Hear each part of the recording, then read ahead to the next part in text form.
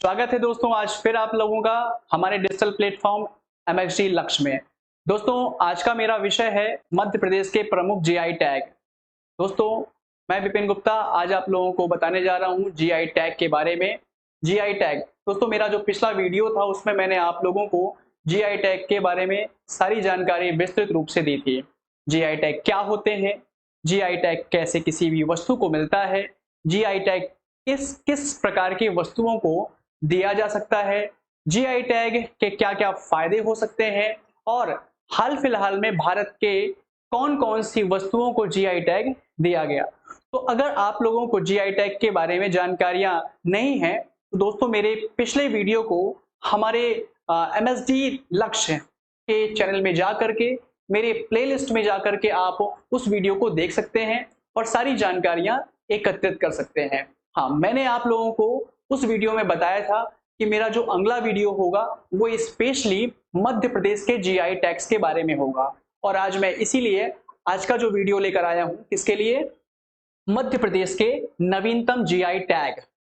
दोस्तों, GI tag geographical indications, भौगोलिक संकेतक। मैं शॉर्ट में आप लोग को बता देता हूं कि ये क्या होते हैं और फिर इसके बारे में हम आपको विस्तार मध्य प्रदेश के प्रमुख जीआई टैग्स के बारे में चर्चा कर लेते हैं। तो जियोग्राफिकल इंडिकेशन हिंदी में कहते हैं भौगोलिक संकेतक। तो दोस्तों, सपोज दैट ये हमारा मान लीजिए कोई देश है, ये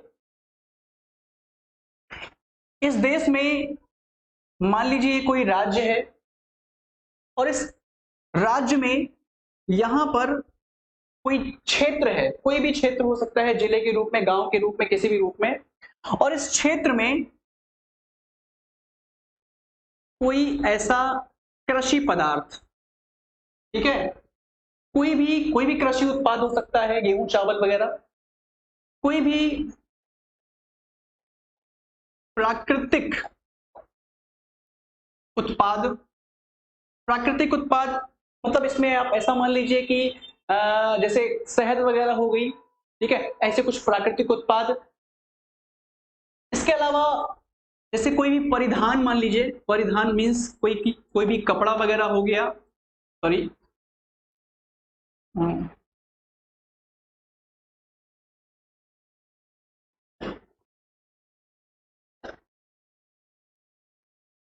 कपड़ा, कोई भी परिधान हो गया। इसके अलावा कोई भी हस्तशिल्प। हस्तशिल्प का मतलब जैसे हाथ से कोई आभूषण बनाना या भी कोई भी डिजाइनर एंटिक चीजें बनाना। इसके अलावा और कोई भी जैसे कोई भी खाद्य पदार्थ हो गया। खाद्य पदार्थ का मतलब जैसे कोई डिश हो गई, रसगुल्ला वगैरह।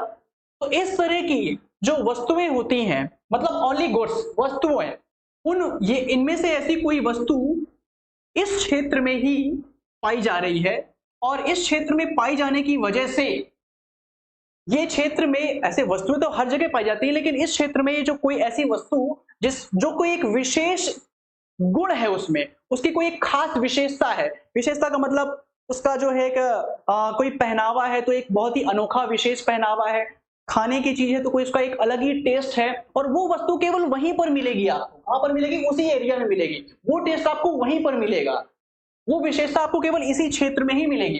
तो ऐसी ही वस्तुओं को ख्याति देने के लिए, एक विशेष दर्जा देने के लिए, देश विदेश में उसको बेहतर उसको एक समृद्धि देने के लिए ऐसी वस्तुओं को एक टैग दिया जाता है और जिसे हम कहते हैं जीआई टैग। और ये जीआई टैग का मतलब ये समझिए कि एक ब्रांडिंग हो जाती है। जैसे एप्पल का फोन हो गया, एक ब्रांड है, तो वैसे ही ऐसी वस्तुओं को मिल जाने से, टैग लग जाने से वो एक क्या होता है, तो वो ब्रांडिंग हो जाती है।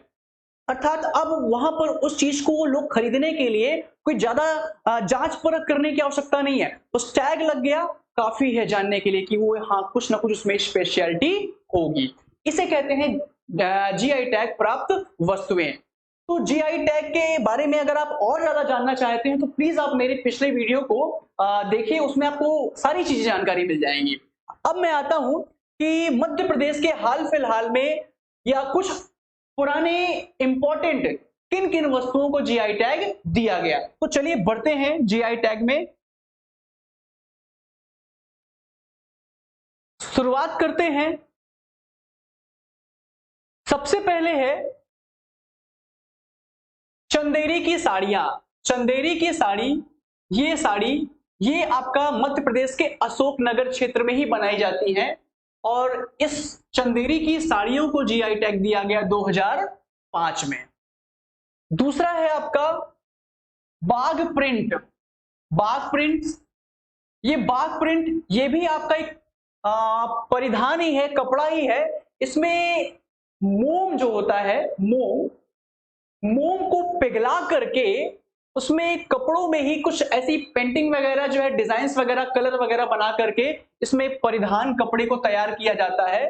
और ये फेमस है कहां पर, ये जीआई टैग मिला मध्य प्रदेश के धार, और इसको कब दिया गया, 2008। खैर दोस्तों, यहां पर वर्ष उतना महत्वपूर्ण नहीं है, लेकिन ये जीआई टैग किस क्षेत्र से बिलोंग करता है ये ज्यादा महत्वपूर्ण है। तो धार के लिए क्या है, बाघ। दोस्तों यहाँ पर बाघ जो है कई चीजों के लिए है। बाघ की यहाँ पर जो है गुफाएं भी हैं, ठीक है। और इसके अलावा बाघ यहाँ पर चट्टानों की एक सीरीज भी है, बाघ सीरीज। तो ये सब आपका जो है बाघ आ जाए तो क्या होगा, धार। इसके बाद चमड़े के खिलौनों के लिए फेमस है आपका जो जीआई टैग दिया गया है, इंदौर, 2008। धातु शिल्प, कुछ मेटेलिक, कुछ ऐसी वस्तुएं जिसको हम बेल मेटल कहते हैं, धातु होते हैं। तो इन में से जैसे कोई भी शिल्प, आभूषण वगैरह बना देना, या आभूषण के अलावा जो है यहाँ पर जैसे कोई मूर्तियां बनाना, या किसी भी जैसे रथ है तो कोई भी एंटिक डिजाइन चीजें बनाना जिसको हम रख सकते हैं, और एक शो ऑफ के लिए जो चीजें होती हैं, देखने में सजावट से, सुंदरता के लिए, डेकोरेशन के लिए हम उन चीजों का यूज कर सकते हैं। तो ऐसी ही धातु शिल्प, ऐसी वस्तुओं का निर्माण किया जाता है। धातु शिल्प जिस बेल मेटल के माध्यम से तैयार किया जाता है, और ये कहां पर है, मध्य प्रदेश के दतिया और टीकमगढ़ में।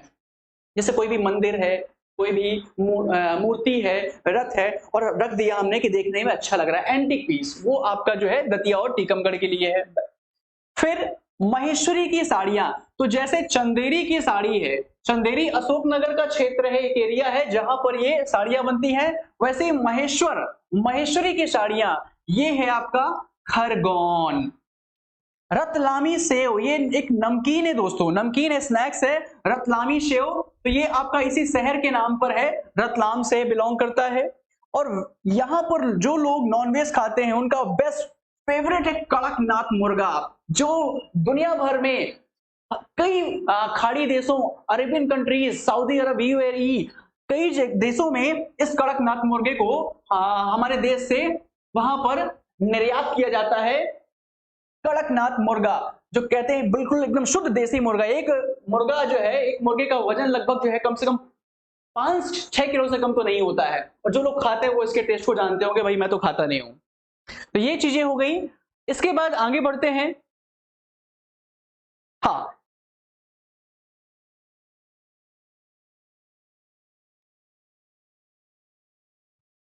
चिन्नौर चावल। चिन्नौर चावल, ये चावल की एक जो है किस्म है, वैरायटी है, बालाघाट। ये पटवारी के एग्जाम में भी पूछे भी गए यहां से कई क्वेश्चन दोस्तों, खासकर मुझे याद है चिन्नौर चावल पूछा गया है। इसके अलावा ये सुंदरजा आम भी पूछा गया है, जो हाल ही में, ये दोस्तों ये बिल्कुल करंट है, हाल ही में सुंदरजा आम, ये हमारे रीवा का फेमस आम है, काफी लंबा होता है ये, और खाने में भी अच्छा टेस्टी होता है, शायद मैंने खाया भी इसको।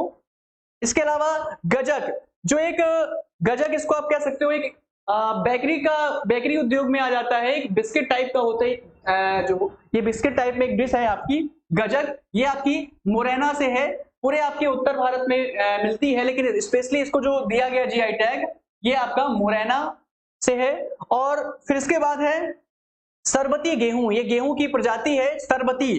तो ये आपका मध्य प्रदेश में कहा, सीहोर और विदिशा, स्पेशली आप सीहोर याद रखिएगा, सीहोर।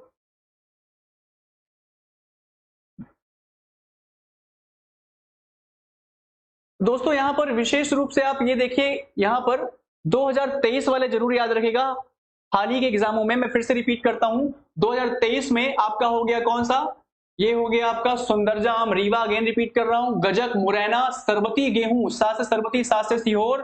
फिर इसके बाद ये गोंड पेंटिंग्स है, ये आपका डिंडौरी से है, मध्य प्रदेश में डिंडौरी गोंड जनजातियों के द्वारा जो है बनाई गई ये पेंटिंग्स है, जिसमें गोंड जनजातियां अपने प्राकृतिक रंगों का, खुद के बनाए हुए रंगों से पेंटिंग बनाते हैं, जिसमें ये लोग अपने प्रकृति से जुड़ी हुई जो चीजें होती हैं, पशु पक्षी, आसमान, इनके जो देवता हैं, इन चीजों को इस पेंटिंग में दर्शाया जाता है। ये भी हाल फिलहाल 2023 का है। इसके अलावा हस्त निर्मित कालीन, कालीन तो जानते ही होंगे, जो मैट जो हम लोग बिछाते हैं, तो हस्त निर्मित पूरी कालीन हाथ से तैयार की जाती है। ये आपका ग्वालियर। तो दोस्तों क्या है, 2023 में देख रहे हैं आपको बहुत ज्यादा भरमार है हमारे मध्य प्रदेश में। सुंदरजा, गजक, सरबती गेहूं, गोंड पेंटिंग डिंडौरी मध्य प्रदेश, और हस्त निर्मित कालीन ये ग्वालियर है। इसके अलावा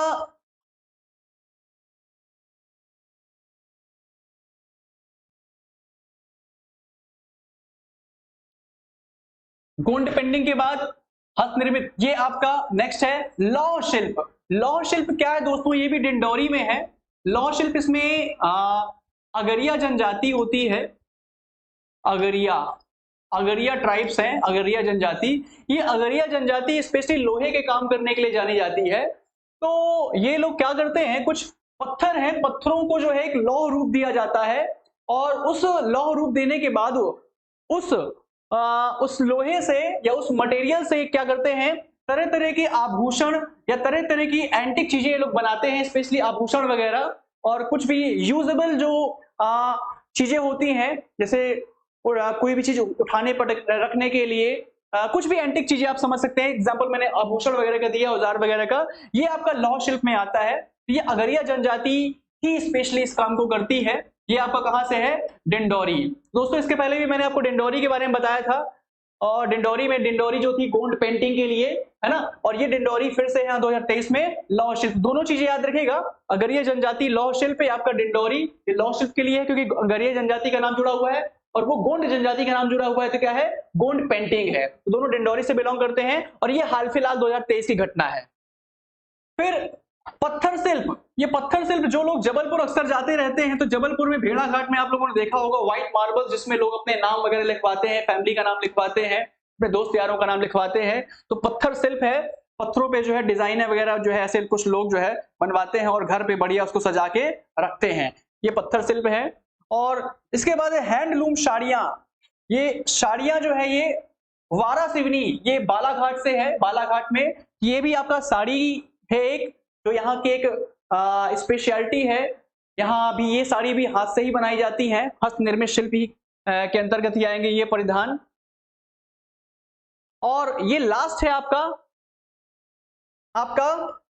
बाटिक प्रिंट्स। ये बाटिक प्रिंट्स ये आपका उज्जैन में, ये बाटिक प्रिंट्स भी दोस्तों यहाँ पर जो है ये भी एक वस्त्र ही है, परिधान ही है, जिसमें साड़ी वगैरह, कुर्ते वगैरह, यहाँ पर ये सारी चीजें पूरी हाथ से बनाई जाती है। और स्पेशली यहाँ पर जो डिजाइन्स होती हैं, ये डिजाइन्स के लिए जाने जाते हैं, डिजाइन्स, और यहाँ पर जो कलर्स वगैरह बनाए जाते हैं और पूरी चीजें हाथ से बनाई जाती हैं। तो देखिए जो वस्त्र वगैरह होते हैं ये अपनी प्रॉपर एंटिक डिजाइन्स के लिए जाने जाते हैं, उसमें जो आकृतियां वगैरह बनाई जाती हैं, उसमें यूज किए जाने वाले जो कलर्स होते हैं, तो यही चीजें जो है उस वस्त्र को कुछ विशेषता प्रदान करते हैं, और ऐसी ही विशेषताओं के चलते उन वस्तुओं को जीआई टैग दिया जाता है। तो दोस्तों आपके वर्तमान में जो भी एग्जाम्स हैं उनके लिए ये जीआई टैग बहुत इंपॉर्टेंट है, क्योंकि भर भर के जो है जीआई टैग इस बार दिया गया है। तो याद रखिएगा ये सारे जितने भी मैंने बताए हैं ऑलमोस्ट सब जो है कहाँ के हैं, सब इस बार जितने भी हैं, ये जितने मैंने बताए सब आपके लेटेस्ट हैं, सब आप देख रहे हैं 2023, 23, सब 2023 के हैं। तो दोस्तों इसको आप जरूर पढ़ लीजिएगा, इसको याद कर लीजिएगा, और इतने ही है। आगे चल करके फिर अगर आपको और अधिक जानकारी चाहिए जीआई टैग की, तो मेरे पिछले वीडियो को जरूर देखिए, तो उसमें आपको पूरे भारत के प्रमुख जीआई टैग के बारे में मिल जाएगा, और जीआई टैग के क्या होते हैं ये सारी चीजें आपको मिल जाएंगी। दोस्तों अगर आपको ये चीजें समझ में आई हैं, अगर पसंद आया है, तो हमारे इस चैनल को सब्सक्राइब करिए और मेरे इस वीडियो को लाइक जरूर करिएगा। और फिर हमारा जो वीडियो होगा नेक्स्ट वीडियो, वो ऐसी ही कुछ इंपॉर्टेंट चीजों को लेकर के मैं जल्दी लेकर आऊंगा। और तब तक के लिए धन्यवाद, फिर मिलते हैं।